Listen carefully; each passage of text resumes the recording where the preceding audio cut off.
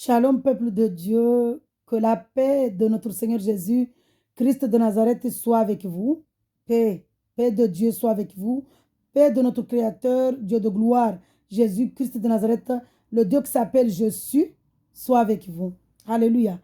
Je suis là, je suis venu pour faire un rappel parce que moi, je suis qui pour vous enseigner? Je suis qu'une poussière, c'est Jésus qui nous enseigne. C'est la parole de Dieu qui nous enseigne. Je suis venu faire un rappel par rapport à la parole de Dieu suite à une vidéo que j'ai faite en Shimaoré, en langue comorien, que beaucoup de mariages, vu que nous sommes dans la malédiction de nos pères, parce que nous ne connaissons pas Jésus-Christ, parce que toute personne qui ne connaît pas Jésus, il est dans la malédiction. Il est dans la malédiction parce que Dieu nous a dit dans sa parole, dans Exode 20 que je vais lire au nom de Jésus-Christ. Mais avant de lire la parole de Dieu, je remets mon esprit entre les mains de Dieu. Je donne la place de Dieu parce que Dieu est notre maître. C'est lui qui commande, c'est lui qui nous domine. Je mets Dieu à sa place. Je mets Dieu à sa place parce qu'il est le président, il est le commandant, il est tout pour nous. Je m'humilie et je demande à Dieu de dominer mon esprit, de dominer ma bouche, de dominer ma langue, de faire son œuvre lui-même, que je ne suis pas là, je me supprime, que toutes les personnes qui écoutent cette vidéo entendent que la parole de Dieu et voient que le Dieu créateur. Au nom de Jésus, Christ de Nazareth, Amen. Père éternel Jésus, Christ de Nazareth, Père céleste, tu es notre maître, tu es notre Dieu créateur de toutes choses. C'est toi qui nous as créés, nous sommes à toi. Prends la commande, prends la direction, prends la première place sur cette table parce que tu es notre maître. Domine ma langue, domine ma bouche.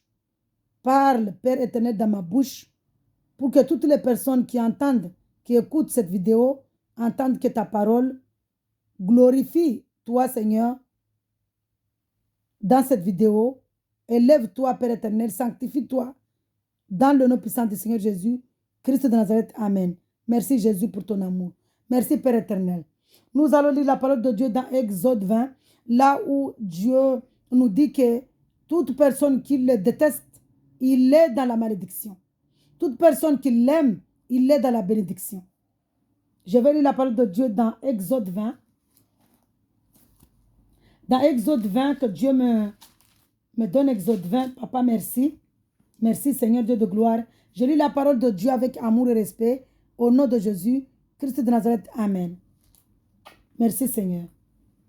Les 10 commandements. Alors Dieu prononça, je ne lis pas tous les commandements, je lis juste la parole de Dieu là où Dieu nous a dit que c'est lui qui l'aime, qui l'adore en espérant en vérité, il le bénira, et celui qui le déteste, celui qui adore toutes choses que Dieu a créées, il est dans la malédiction parce que Dieu le maudira dans 3 et à 4 générations. Donc, moi, je ne connais pas le français, mais Dieu est avec moi. C'est lui qui parle dans ma bouche. C'est lui qui me guide. Amen. J'ai la foi en Dieu qu'il me guide. Je lis la parole de Dieu avec amour et respect au nom de Jésus, Christ de Nazareth. Amen. Exode chapitre 20, à partir du premier verset. Nous lisons ensemble la parole de Dieu.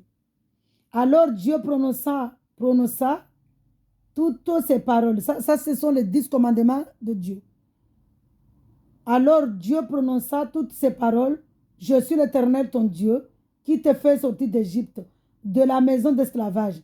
Tu n'auras pas d'autre Dieu devant moi. Tu ne te feras pas de sculpture sacrée, ni de représentation de ce qui est en haut, dans le ciel, en bas sous la terre, et dans l'eau plus bas que la terre. Tu ne te prosterneras pas devant elle, et tu ne les serviras pas. Car moi, l'Éternel ton Dieu, je suis un Dieu jaloux. Je punis, là c'est notre verset clé. Nous voyons ici, notre verset clé, je punis la faute des pères sur les enfants jusqu'à la troisième et à la quatrième génération. De ceux qui me détestent. Et j'agis avec bonté jusqu'à 1000 générations envers ceux qui m'aiment et qui respectent mes commandements. Tu n'utiliseras pas le nom de l'Éternel ton Dieu à la légère, car l'Éternel ne laissera pas impuni celui qui utilisera son nom à la légère. Donc nous voyons ici que quand on, quand on respecte, quand on adore Dieu en esprit en vérité, il nous aime, il agit en beauté avec nous jusqu'à 1000 générations. Et quand on adore les choses qu'il a créées, par exemple, dans toutes les personnes qui sont restées malheureusement dans les religions, c'est-à-dire je parle ici de musulmans, catholiques, judaïsme, bouddhistes, je ne sais pas quoi, tous les gens là qui adorent des choses sont restés dans la malédiction de leur père jusqu'à la troisième et la quatrième génération. Et ceux qui, parce qu'ils détestent Dieu, ils ne le connaissent même pas pour l'obéir, ils ne le connaissent pas pour l'adorer, ils sont restés dans une religion. Même ceux qui parlent de Jésus, j'allais parler en chimaoré, dans le catholisme, ils parlent de Jésus, mais ils sont en train d'adorer des choses. Ils sont en train d'adorer des statues. Donc, ils sont dans les religions, ils sont dans la malédiction. Parce que Dieu est esprit, nous devons l'adorer en esprit et en vérité. Dieu est Saint-Esprit, nous devons l'adorer en esprit et en vérité. Il s'est humilié, il s'est dépouillé, il est venu prendre un corps humain pour nous se sacrifier, pour nous délivrer, pour nous libérer en versant son sang au calvaire à Golgotha parce qu'il est venu accomplir. Parce que Jésus, quand il est venu, il a dit, je ne suis pas venu pour abolir, mais je suis venu pour accomplir. Il est venu accomplir sa parole. Parce que nous voyons ici dans Genèse 3, Dieu, il a dit ici, dans Genèse 3, il a dit à Satan, il a dit à Satan que l'Éternel Dieu dit au serpent, puisque tu as fait cela, tu seras maudit parmi tout le bétail et tous les animaux sauvages. Tu marcheras sur ton ventre et tu mangeras de la poussière tous les jours de ta vie. Nous voyons ici que Dieu, quand il a chassé Ève et Adam dans le jardin d'Éden, il a chassé aussi le serpent et il a dit au serpent de nous manger parce que nous sommes créés avec de la poussière et de l'eau et Dieu a permis à Satan de nous manger. Et il est venu prendre un corps humain pour nous délivrer, pour venir accomplir que il a dit ici dans Genèse 3 toujours que il a dit à Satan qui avait la forme du serpent, je mettrai l'hostilité entre toi et la femme, entre ta descendance et sa descendance, celle-ci t'écrasera la tête et tu lui blesseras le talon. Il dit à la femme, j'augmenterai la souffrance de tes grossesses. On ne va pas là-bas. Nous, le but, c'était de montrer ici que Jésus, il avait donné une promesse à Satan que la descendance d'Ève l'écrasera. Mais qui peut écraser un esprit, à part Jésus lui-même, esprit? Parce que Dieu est Saint-Esprit. Nous, on ne peut pas voir un esprit. Le diable est esprit mal. Dieu est esprit saint. Donc, nous voyons ici que Jésus il a pris la forme d'un homme pour venir écraser la tête de Satan au calvaire à Golgotha en versant son sang pour nous délivrer, pour nous libérer parce qu'il lui avait donné le pouvoir de nous manger. Donc, dans le monde, ceux qui sont dans le monde, parce que quand on attend ici l'esprit, quand on attend ici le fruit de la connaissance du bien et du mal dans la Genèse de l'esprit ici, c'est le fruit ici du bien, de connaissance du bien et du mal, c'est le monde. L'esprit ici que, le fruit ici, pardon, autant pour moi, le fruit, je vais lire la parole de Dieu dans Genèse 3.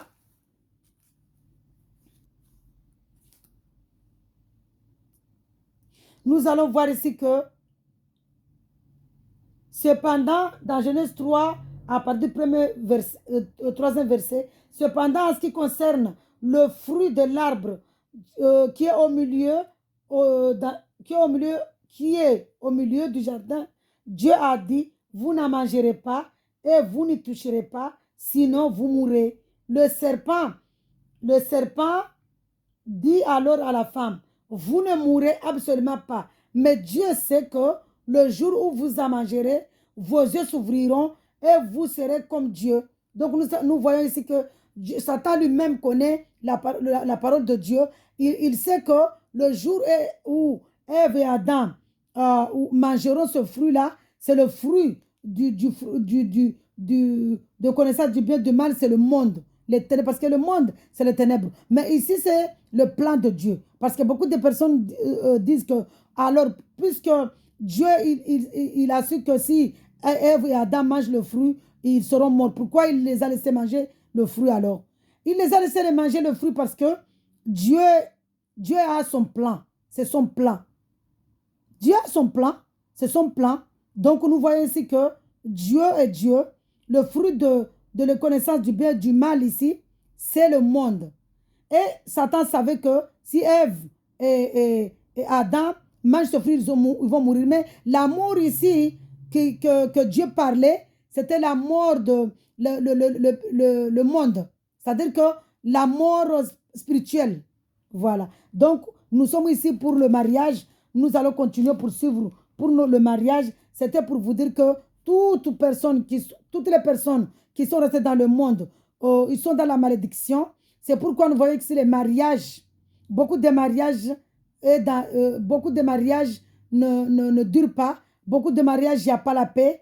Beaucoup de mariages ne durent pas parce qu'il y a la malédiction. C'est-à-dire que puisque nous ne connaissons pas Dieu, nous ne connaissons pas Jésus-Christ, nous sommes restés dans la malédiction, nous le détestons.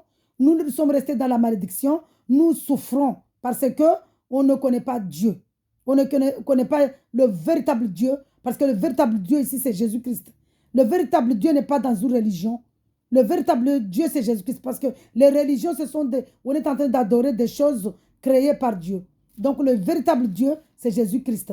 Toute personne qui n'a pas Jésus dans sa vie, il est dans le monde. Il est dans les ténèbres. Et quand on est dans le monde, dans les ténèbres, c'est l'esprit mal qui nous domine parce que Dieu, c'est son plan. Il laisse le diable nous attaquer parce qu'il nous a maudits. Dieu lui-même nous a maudits. Nous sommes restés dans la malédiction parce que nous ne l'aimons pas.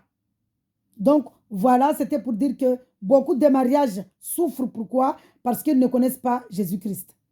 Les mariages où Jésus est, là où il y a Jésus dans les mariages, nous ne disons pas ici que on n'a pas des choses, on est dans la joie totale, mais on a la paix. On a la paix. Parce qu'une femme qui connaît Jésus-Christ ne réagira pas comme une femme qui est dans le monde. Comme moi, quand j'étais dans le monde, j'agissais dans le monde. J'étais dans les ténèbres. J'étais dans le monde. J'étais morte. Je sentais mauvais là-bas. Parce que j'étais dans l'adultère. Une femme qui ne connaît pas Jésus, elle est dans l'adultère. Un homme qui ne connaît pas Jésus, il est dans l'adultère. Un mari qui ne connaît pas Jésus, il est dans l'adultère. Une femme qui ne connaît pas Jésus est dans l'adultère.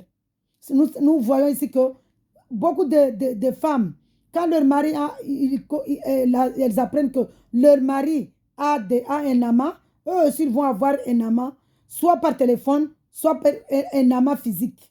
Donc nous voyons ici que c'est un esprit impur, un esprit d'adultère qui nous possède quand on ne connaît pas Jésus.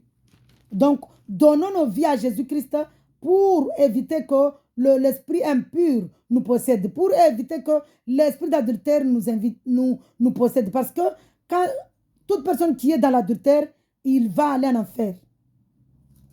Il va aller en enfer. Donc, nous poursuivons dans le mariage, toujours pour le mariage. Nous allons lire la parole de Dieu toujours dans Matthieu 22, là où Dieu nous dit, aime Dieu, aime ton mari. Matthieu 22. Merci Jésus de me donner Matthieu 22. Merci Père Céleste éternel, Dieu de gloire. Je n'avais pas préparé parce que même quand je prépare, c'est Dieu qui m'amène. Donc à partir du moment où j'ai la foi en Dieu que c'est lui qui me guide dans sa parole, Je le laisse me guider. Je vais lire dans la parole de Dieu dans Matthieu 22. Merci Jésus. Matthieu 22, Jésus nous dit quoi ici? Je lis la parole de Dieu avec amour et respect au nom de Jésus, Christ de Nazareth. Amen. Matthieu 22, à partir du verset 34. Les pharisiens apprirent qu'il avait réduit au silence les Sadducéens. Je parle de Jésus ici. Ils se rassemblèrent et l'un d'eux, professeur de la loi, lui posa cette question pour le mettre à l'épreuve. Maître, quel est le plus grand commandement de la loi? Jésus lui répondit, tu aimeras le Seigneur, ton Dieu, de tout ton cœur, de toute ton âme et de toute ta pensée. C'est le premier commandement et le plus grand. Et voici le deuxième qui lui est semblable. Tu aimeras ton prochain comme toi-même. De ces deux commandements dépendent toute la loi et les prophètes. Nous allons voir ici ces deux commandements, là où Dieu nous dit ces deux commandements dans Éphésiens 5. Nous parlons ici de mariage. Éphésiens 5, là où Dieu nous dit notre premier mariage, c'est avec Dieu. Et notre deuxième mariage, c'est Adam et Ève. Mon mari et moi. C'est-à-dire, quand nous aimons, nous devons aimer Dieu. C'est notre devoir, c'est un commandement. Nous devons aimer Dieu de toute notre pensée, notre âme, notre esprit, notre force et aimer notre mari comme Dieu. Nous allons voir ici dans Éphésiens 5. Donne-moi Éphésiens, papa, parce que tu es Dieu. Donne-moi Éphésiens, papa. Nous allons voir ici comment Dieu nous aime tellement. Merci Jésus. Merci papa. Éphésiens 5. Nous allons lire la parole de Dieu avec amour et respect. Dans Éphésiens chapitre 5. Nous commençons à lire la parole de Dieu dans Éphésiens, puisque nous parlons de mariage, de l'amour dans le mariage, à partir du verset 22. Femmes, soumettez-vous à votre mari comme au Seigneur. Car le mari est le chef de la femme, comme Christ est le chef de l'Église, qui est son corps, et dont il est le sauveur. Mais tout comme l'Église se soumet à Christ, que les femmes aussi se soumettent en tout à leur mari. Marie, aimez votre femme, comme Christ a aimé l'Église. Il s'est donné lui-même pour elle. C'est-à-dire, Jésus-Christ, il nous a tellement aimés, parce que nous sommes son Église, qu'il s'est donné lui-même pour nous. Il a payé une dot au calvaire à Golgotha en versant son sang. Donc, nous sommes l'épouse. C'est pourquoi, quand je parle de l'épouse ici, nous sommes l'épouse de Jésus. Nous sommes l'Église de Jésus. Nous devons aimer notre époux Jésus en premier et aimer notre mari. Nous poursuivons. Il s'est donné lui-même pour elle, afin de la conduire à la sainteté, après l'avoir purifiée et lavée par l'eau de la parole, pour faire paraître devant lui cette Église glorieuse, sans tache ni ride, ni rien de semblable, mais sainte et incomparable, et irréprochable. Quand on aime Dieu de tout son corps, de toute son âme, de tout son esprit, on ne peut pas pécher, on l'obéit. Quand on aime son mari de toute son âme, de tout son cœur, on ne peut pas le trahir. Donc, c'est irréprochable. Voilà, donc l'amour, quand on aime Dieu, on l'obéit, on ne peut pas le tromper. Quand on aime son mari, on ne peut pas le tromper. Quand on aime vraiment sa femme comme on aime Dieu, on ne peut pas la tromper. Donc, nous voyons ici que l'amour, c'est dans Jésus-Christ. Sans Jésus-Christ, nous ne pouvons pas aimer. C'est ainsi que les maris doivent aimer leur femme comme leur propre corps. Parce que nous voyons ici que nous femmes, Dieu nous a pris dans l'os, il a pris l'os de notre mari pour nous créer. Donc, nous sommes liés dans la loi avec notre mari. Notre mari est notre chef. Mais cela ne veut pas dire que, puisque notre mari est notre chef, il va nous battre, nous prendre comme un esclave. Non. On voit ici que Dieu dit à nos maris de nous aimer comme leur propre corps. Celui qui aime sa femme s'aime lui-même. En effet, jamais personne n'a détesté son propre corps. Au contraire, il le nourrit et en prend soin, tout comme le Seigneur le fait pour l'Église qui nous sommes. Parce que nous sommes les membres de son corps, formés de sa chair et de ses os. Quand on parle de membres formés de son corps et de ses os, on parle de Jésus-Christ, du corps qu'il a créé avec de l'eau et du sang. C'est pourquoi il a dit dans Jean 1 que ceux qui croient que Jésus est Dieu, il leur donne le droit d'être leur enfant parce qu'ils sont nés de Dieu. Parce que quand on croit à Jésus, Dieu maintenant brise notre corps. Et le corps, la chair là, créée avec de la poussière meurt. Et c'est le corps que Jésus a créé avec du sang et de l'eau qui prend place. Nous sommes les membres du corps de Jésus-Christ. Nous poursuivons toujours dans le mariage. Nous allons voir ici que dans 1 Corinthiens 7, Jésus nous dit, ne séparez pas ce que Dieu a uni. 1 Corinthiens 7, merci Jésus de me donner 1 Corinthiens 7, papa. Merci Jésus. Verset 39. Je lis la parole de Dieu avec amour et respect au nom puissant du Seigneur Jésus, Christ de Nazareth. Amen. Hein? Amen. Gloire à Jésus. Nous voyons ici, que nous ne devons pas, verset 39, dans 1 Corinthiens, chapitre 7, à partir du verset 39. Une femme est liée par la loi à son mari aussi longtemps qu'il est vivant. Mais si le mari meurt, elle est libre de se marier avec qui elle veut, à condition que ce soit dans le Seigneur. Nous voyons ici que, de toute façon, quand on est dans le monde, on ne respecte pas les commandements de Dieu. On fait ce qu'on a envie de faire, on est dans l'adultère, on est dans la malédiction là-bas. Mais quand on donne son cœur, quand on accepte Jésus comme Dieu, nous sommes nés de Dieu maintenant, nous connaissons, Dieu nous enseigne, Dieu nous donne l'esprit de discernement, de comprendre que là, ça c'est pas bon, ça c'est bon. Maintenant, nous connaissons le mauvais, nous connaissons que là, c'est l'adultère, on ne peut pas faire ça. Dieu nous enseigne. Donc, nous poursuivons toujours dans le mariage. Nous allons maintenant lire dans Marc 10, toujours dans le mariage. Parce que beaucoup de personnes, toutes les personnes qui sont restées dans les malédictions là-bas, ne connaissent pas Dieu, sont dans les sous malédiction de leur père, ils ne sont pas en paix, ils ne durent pas dans les mariages, comme moi-même. Moi, Dieu m'a fait grâce, parce que j'étais vraiment dans la malédiction de mes parents, de mon ancêtre. Quand je dis ancêtre, nos grands-pères et tout ça, qui adoraient des pierres là-bas, et qui nous ont mis dans que Dieu nous a maudits. Mais dès qu'on donne sa vie à Jésus, Jésus maintenant te sort, t'arrache, te déracine de la malédiction de tes parents. Donc quand on accepte Jésus, Jésus nous déracine de la malédiction. Toujours dans le mariage, dans Marc 10, je lis la parole de Dieu avec amour et respect, au nom de Jésus, Christ de Nazareth. Amen. Le divorce. Jésus partit de là et se rendit dans le territoire de la Judée, de l'autre côté du Jourdain. La foule se rassembla de nouveau près de lui et, conformément à son habitude, il se mit encore à l'enseigner.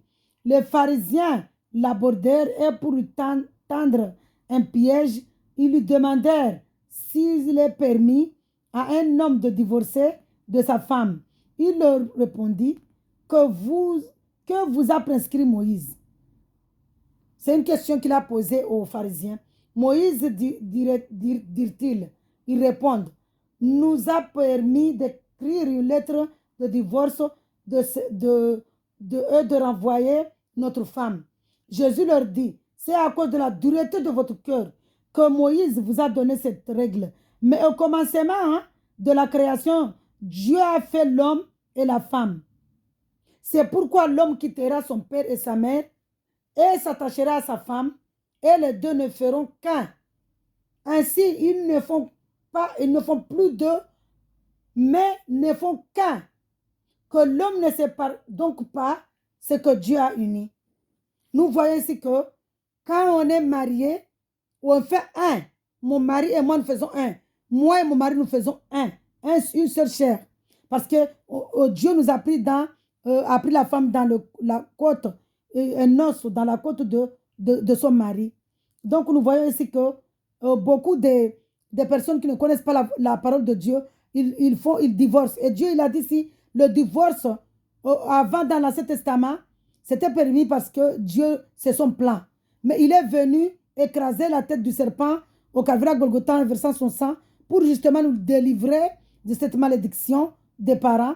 Pour que si quelqu'un accepte qu'il est Dieu, qu'il le délivre, qu'il le brise et qu'il le déracine de la malédiction, qu'il l'arrache de la malédiction pour l'amener à la bénédiction parce que maintenant, la personne l'aime. Comme il a dit là-bas dans Exode 20 que celui qui l'aime, il agira en beauté jusqu'à 1000 générations. Les 1000 générations, Dieu seul connaît, c'est jusqu'au royaume. Alléluia. Donc voilà, je parlais ici des mariages. J'en profite ici dans cette vidéo.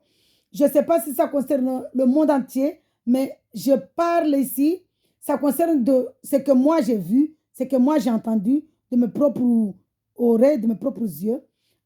Chez nous, à Mayotte, comme aux Comores, la femme, si son mari a une maîtresse, elle aussi, elle doit avoir son maître, c'est-à-dire son amant, parce qu'elle ne veut pas divorcer de son mari. Elle préfère, pour garder sa réputation, soi-disant, elle préfère plaire au monde et faire l'adultère pour ne pas trahir pour ne pas se séparer de son mari. C'est-à-dire, quand on est dans le monde où on a une réputation, soi-disant, réputation, il n'y a pas de réputation dans le monde. Dans le monde où on est dans le monde où on est dans la malédiction, on est dans le péché, où on vit dans le péché. Mais quand on accepte Jésus, nous ne disons pas ici qu'on ne pêche pas. Mais quand, au contraire, nous péchons parce que nous connaissons Dieu. Mais les gens qui ne connaissent pas Dieu, eux, ils sont déjà dans le péché. Ils sont déjà des pécheurs. Nous péchons, mais nous demandons pardon. Nous faisons une repentance. Donc, à Mayotte, il y a beaucoup, il y a même des proverbes pour faire l'adultère là-bas. Il y a un esprit d'adultère qui domine là-bas, que même les petits-enfants, les enfants parlent de l'adultère. Les enfants, quand ils ouvrent leur bouche, ils parlent que des choses d'adultère, d'un esprit impur, d'un esprit d'adultère. C'est une malédiction. Donc, nous voyons que même quand il y a un groupe de personnes, les personnes là vont parler que de choses impures, de choses d'adultère. Quand il y a un homme qui drague une femme, il va lui dire comment accepte, si vraiment tu acceptais, j'allais te faire, ceci, cela. Quand il y a de l'adultère, quand il y a de l'esprit impur, c'est que Dieu a dit, ne fais pas ça. C'est ce qu'il est en train de draguer. Il va dire que je vais faire ceci, je vais faire ça. Je n'ai pas envie de prononcer cette malédiction dans ma bouche parce que Dieu m'a arraché de là-bas. Moi-même, j'étais dans cette malédiction. Quand j'ouvrais ma bouche, c'était que parler de choses impures. Et tout le monde riait. Et parce que nous remarquons ici que les gens qui sont possédés d'un esprit impur, ils viennent sur les réseaux sociaux, ils sont nus, ils sont en train de danser, possédés par un esprit impur d'adultère. Les gens, mais j'aime. Pourquoi? Parce que les gens là, ils sont dans l'ignorance, ils sont dans le monde, ils sont dans les ténèbres, ils sont dans l'adultère, ils sont possédés, ils sont dans la malédiction. Alléluia. Arrêtons, mes frères et sœurs. Acceptons Jésus dans nos vies pour que Jésus nous arrache de cette malédiction parce que nous mourrons, nous allons en enfer. Si nous restons dans la malédiction là-bas, nous mourrons, nous allons en enfer. Toute personne qui reste dans la religion, quand elle va aller en enfer. Toute personne qui n'a pas accepté Jésus-Christ, qu'il est Dieu, il va aller en enfer. Sur cela, arrêtons. Arrêtons cela. Arrêtons cela. Arrêtons cela, croyons à Jésus-Christ, acceptons Jésus pour avoir une vie éternelle, pour avoir une vie de sainteté, pour que nous allions au royaume des cieux, pour que nous allions à la nouvelle Jérusalem céleste, qui sera la terre promise que Dieu nous a dit qu'il il sera lui-même notre lumière, là, une ville sainte, où Jésus lui-même sera notre lumière. Le Dieu créateur qui est Jésus-Christ sera lui-même notre lumière. Nous n'aurons pas besoin de payer des factures là-bas, comme ici on est EDF, EDM, tout ça, pour payer des factures. Donc voilà, nous sommes dans la malédiction, à Mayotte, aux Comores, partout. Soyons dans le Seigneur. Venons, donnons nos vies à Jésus-Christ pour avoir la vie éternelle. Sur cela, je vous laisse entre les mains de Dieu. Je vous souhaite vraiment la joie, l'amour, la joie, l'amour, la joie, l'amour. Au nom de Jésus, Christ de Nazareth, Amen. Acceptez Jésus pour vivre dans un mariage de paix. Acceptez Jésus, mon frère, ma soeur. Acceptez Jésus pour vivre dans un mariage de paix, pour respecter le mariage. À Mayotte, j'ai constaté que c'est la maman qui domine, les parents qui dominent le mari de sa fille. Arrêtons cela. Parents, abandonnez cela, laissez ça. Femmes, abandonnez cela. N'allez pas se laisser être dominé par vos parents au nom de Jésus-Christ de Nazareth. Parce que si vous laissez dominer par vos parents, c'est parce que vous ne connaissez pas la vérité et la vérité chez Jésus-Christ.